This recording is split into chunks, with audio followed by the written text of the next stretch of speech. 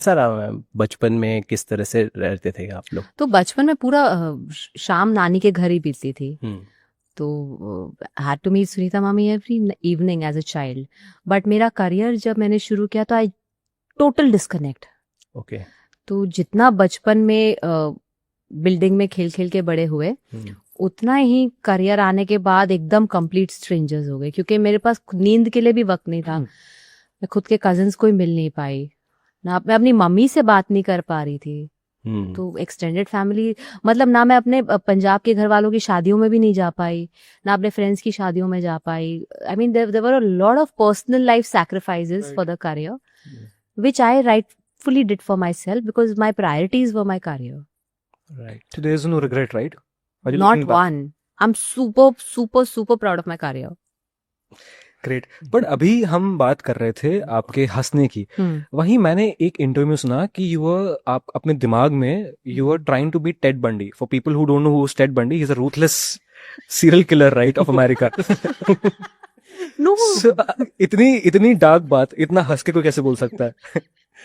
because I'm not Ted Bundy. I'm not the T of Ted Bundy. Okay, so you were saying कि आप वैसा सोच रहे थे। It's so convoluted, a person like me aspiring to be Ted Yeah. Bundy. But that's the reality of my profession. Right. But why aspiring to be Ted Bundy?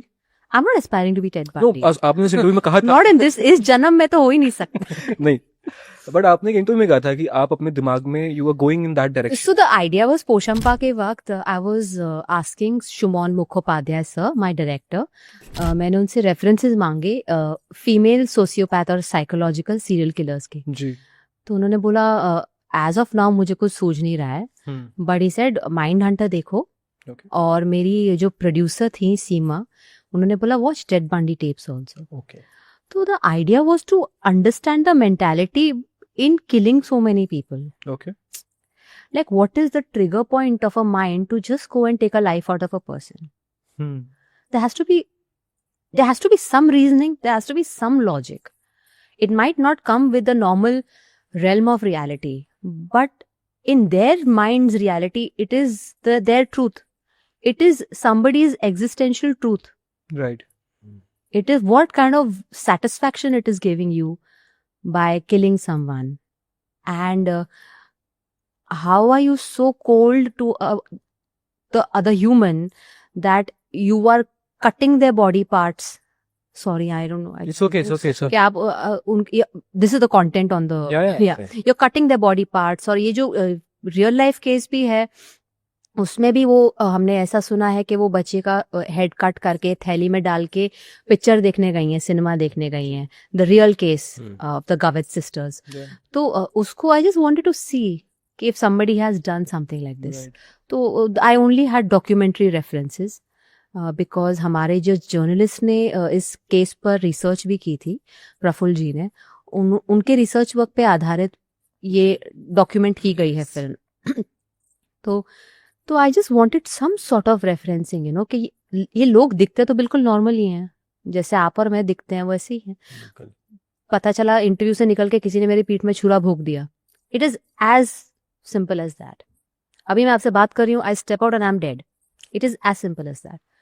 So whatever I said that triggered that person to react so strongly to me, I must have said something, I must have done something, or out of thin air the person has thought something.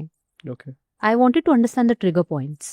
Right. आप एक मच्छर मार के आपको जरा भी ग्लानि महसूस नहीं होती, वैसे इन लोगों को, इन बच्चों को मार के जरा भी ग्लानि महसूस नहीं हुई है। तो वो फ्रेम ऑफ माइंड आपका और मेरा नहीं है जी। वो फ्रेम ऑफ माइंड किसी नॉर्मल बच्चे का भी नहीं है। वो हमारा फ्रेम ऑफ माइंड हो ही नहीं सकता, क्योंकि हम लॉ को फॉलो करते हैं, हम सोसाइटी के नॉर्म्स को फॉलो करते हैं, हम रिलीजन को फॉलो करते हैं।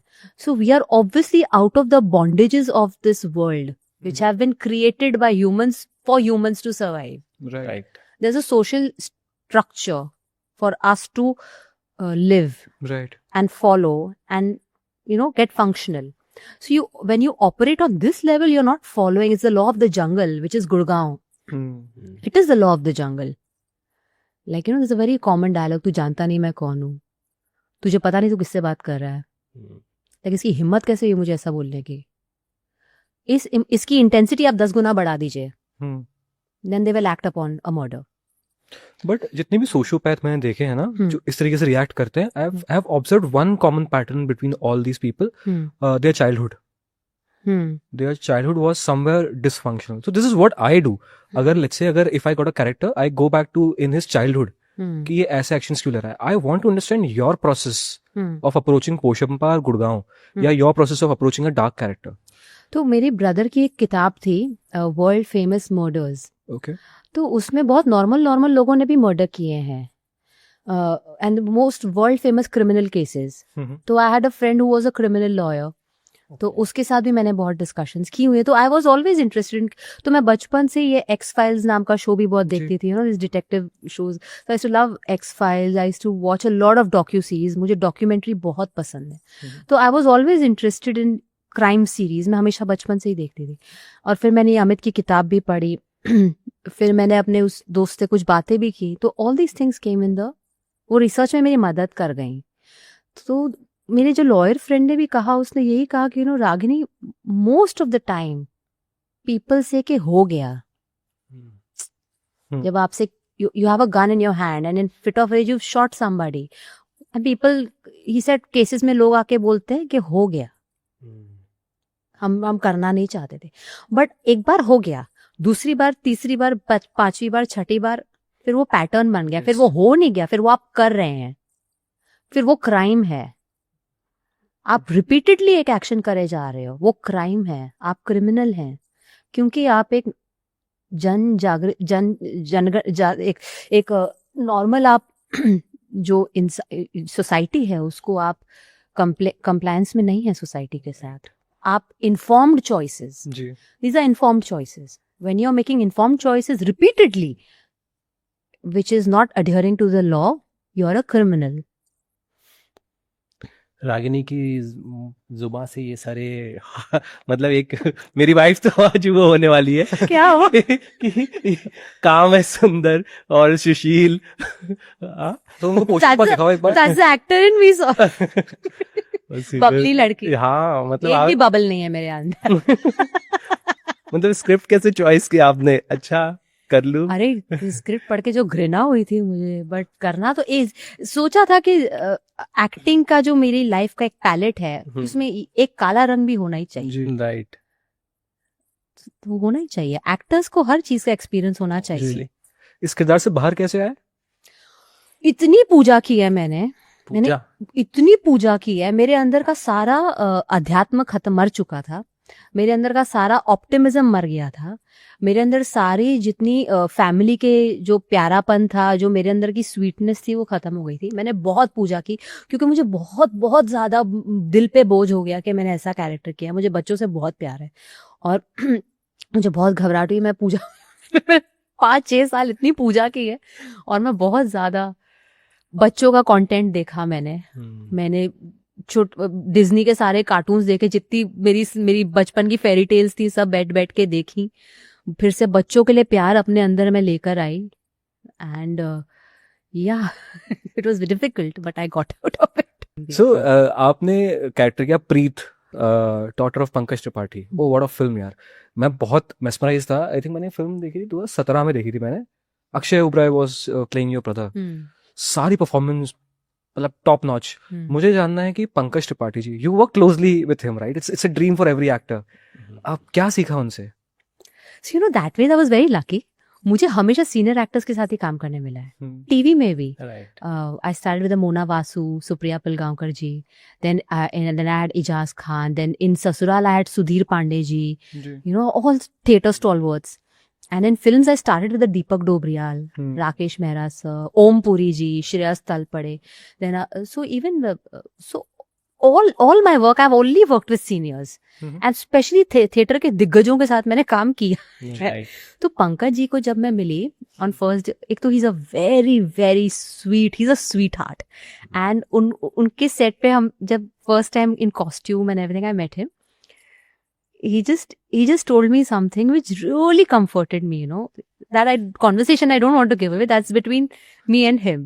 It's too personal. बट वो एक एक्टर कॉन्वर्सेशन नहीं थी, वो एक ह्यूमन कॉन्वर्सेशन थी. तो उनका जो जितना भी एक मिराज है एक सुपरलेटिव एक्टर का, इट जस्ट मेड मी, मेरा उनसे एक ह्यूमन कनेक्ट बन गया.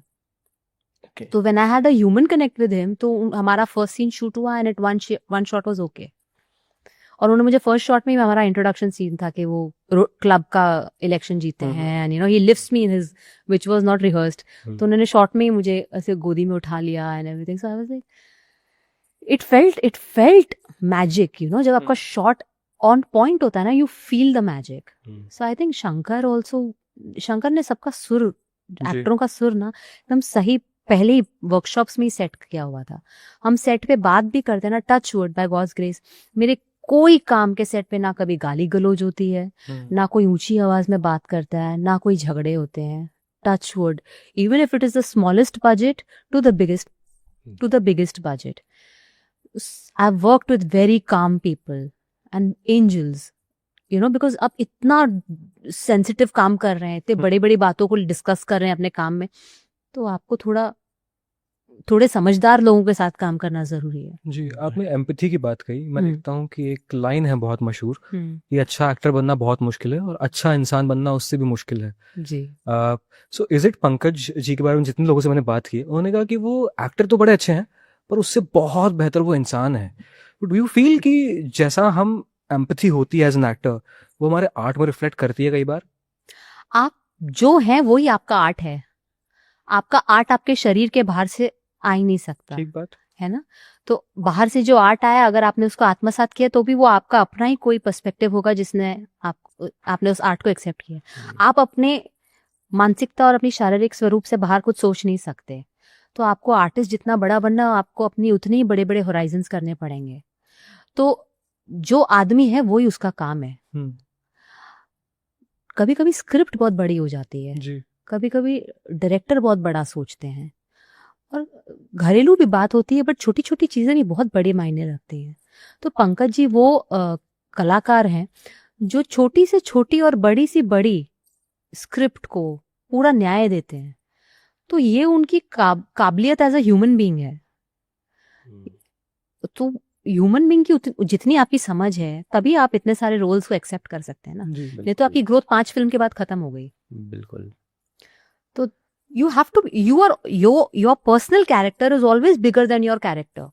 I'm obviously more than Suhana. Yes. अगर आप बोलेंगे Yes. Makes सुहाना, completely. तो that's what with Pankaj ji also. Suhana is a part of me.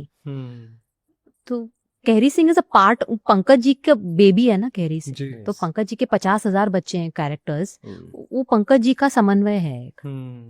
So, आप ट्रेंड एक्टर नहीं रहे थे? जरा भी नहीं. तो कैसे मैनेज किया, मतलब? मैंने बहुत सीखा यार. मैं और इतने बड़े बड़े दिग्गज, यस, पहले मतलब मुझे I have been thrown into deep water. लोगों के पैर कांपने लग जाते. पहले ही समुद्र में फेंक दिया मुझे, जैसे कुएं का मेंढक भी नहीं, मुझे सीधा समुद्र में फेंका है, बड़ी मछलियों के साथ, वेल्स के साथ. यस. बट उन्हीं से सीखा. और घर परिवार भी दिग्गजों से भरा है ना. हाँ, वो तो परिवार कौन से छोटे मोटे वहां तो हम गए ही नहीं अभी तक. परिवार थोड़े छोटे कलाकार थे. परिवार में दिग्गज कलाकार थे. काम में पूरी दुनिया के दिग्गज मिल गए. तो मेरा अहोभाग्य है. बट अगर आपकी तरफ से अगर टिप्स मिले कि जैसे कि जो नए टैलेंट है या कैसा होना चाहिए उनके लिए, कि आप सेट पे जा रहे हो, कैमरा ऑन हो रहा है, क्या थॉट्स होने चाहिए? सामने बड़ा आर्टिस्ट है, पैर कांपने लगते लोगों के. तो कांपते तो मेरे भी थे. हाँ. आज भी कांपते हैं. और आपको तैयारी पूरी रखें. अपने साथ ऑनेस्ट रहें और सिंसियर रहें. बाकी दुनिया देखी जाएगी. You know, I'll be very honest. You could work with the most popular star and the biggest actor, but if you steal the scene, you stole the show. होता है ना. एक छोटा सा बच्चा भी कभी कभी इतना ऑनेस्टी परफॉर्म कर देता है कि बड़ा से बड़ा एक्टर भी उसकी तारीफ कर देता है. तो वो एक्शन और कट की गेम है. You just have to be अपना जो इंटरनल वर्ल्ड है उसको कैरेक्टर में ज्यादा अभी डिपेंड करता है. Theatre is more external, so depends on cinema. If is too sensitive, it catches your internal world. So your internal world also needs to be correct, and then comes the external world. Very nice. अभी do you have choices? जैसे आपने गुड़गांव और पोशंपा जैसी film choose की, कुछ लोग choices करते हैं ऐसी फिल्म्स का, कुछ लोग बोलते हैं कि हमारे पास कुछ ऑप्शंस नहीं है। I want your honest opinion in your career, do you feel कि आप उस मुकाम पे हैं कि यू कैन चूज स्क्रिप्ट कि नहीं ये करना है? हाँ दैट्स ग्रेट। हाँ है। ओके, सो आपने इंटेंशनली ये स्क्रिप्ट चूज की थी गुड़गांव और Poshampa? If yes, this is a very phenomenal choice. I have only chosen it for my self. Okay, so मेरा, मैं आपको बताती हूँ, मेरे लाइफ का छोटे से छोटा, बड़े से बड़ा, गंदे से घटिया से घटिया या बहुत ही बढ़िया, मेरा सब काम मेरी चॉइस का है। मैंने कभी by force, by greed of money काम नहीं किया। ओके। मैंने वो काम किया क्योंकि मुझे करना है, तो इसलिए मुझे रिग्रेट नहीं होता, भले उसकी क्वालिटी सुपरलेटिव हो या निम्न वर्ग की हो। ओके। बट रागिनी, कई बार ऐसा होता है क्योंकि हम जब टेलीविजन से आते हैं तो टेलीविजन में एक तरीके से बहुत जल्दी जल्दी स्क्रिप्ट पढ़ के काम करना होता है क्योंकि टेलीकास्ट होने वाला है। कई बार ऐसा होता है कि जो कास्टिंग डायरेक्टर्स जो फिल्म में कास्टिंग कर रहे होते हैं वो कहते हैं कि टेलीविजन के एक्टर एक तरीके से एक्ट करते हैं, वो ब्रेक नहीं कर पाते। तो ये दिक्कतें आपको भी फेस करनी पड़ी थी कभी? बट ये सच है। ये सच है? हाँ। तो आपने अपना पैटर्न कैसे ब्रेक किया फ्रॉम टीवी टू फिल्म? तो ये मैंने भी फेस किया है इशू, क्योंकि आप रोज रोज टीवी करते हैं तो वो आपके जहन में आपकी बॉडी का पार्ट बन जाता है। तो सिनेमा आज बहुत, जैसे आप और मैं बात कर रहे हैं, this could be a movie scene, इतना सॉफ्टली, इतना sweetly, but television heightened emotions है ना आपके, थोड़ा सेंसेशनल है। तो मैंने ससुराल गेंदा फूल करने के बाद मुझे सब सेम किरदार ऑफर हो रहे थे, सब सुहाना जैसे ही हुआ, तो मैं थोड़ा एग्जॉस्ट हो गई कि वापस वही कैसे करूं मैं। तो मैंने वर्ल्ड सिनेमा एक्सप्लोर करना शुरू किया।